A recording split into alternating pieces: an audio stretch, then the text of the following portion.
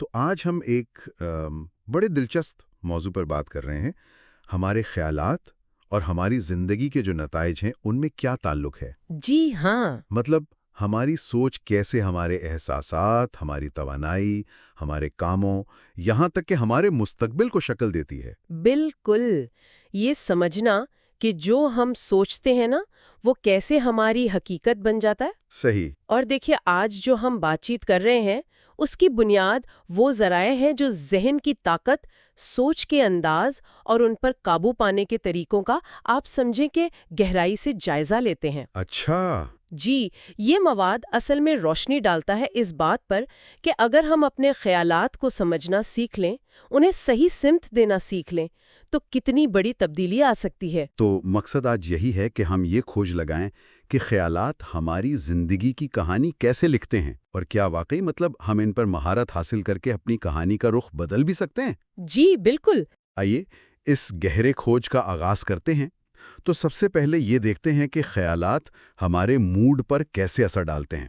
یہ تو سب جانتے ہیں کہ جیسا سوچو ویسا محسوس کرو، لیکن شاید اس کی گہرائی کو ہم اکثر سمجھ نہیں پاتے۔ جی ہاں، یہ بات بالکل درست ہے۔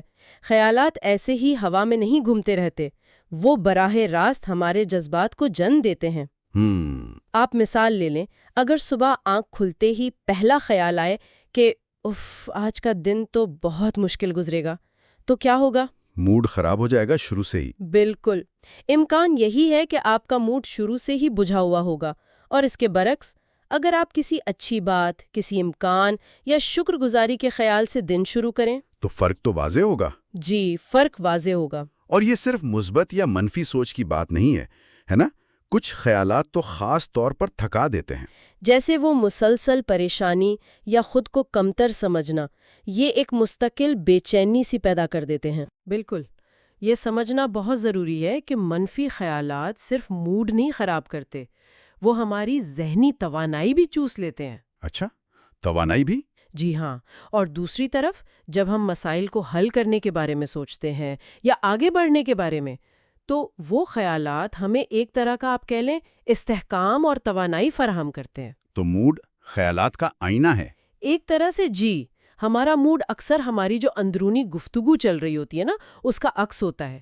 اگر کوئی مایوسی محسوس کر رہا ہے تو زیادہ تر امکان یہی ہے کہ اس کے ذہن میں مایوسی بھرے خیالات ہی گردش کر رہے ہیں۔ یہاں یہ بات مجھے بڑی دلچسپ لگتی ہے کہ ہم ان خیالات کو محسوس کر سکتے ہیں۔ ہم اکثر یہ بھول جاتے ہیں کہ ہمارے پاس اختیار ہے کہ کس خیال پر توجہ دیں اور کسے جانے دیں۔ صحیح کہا آپ نے۔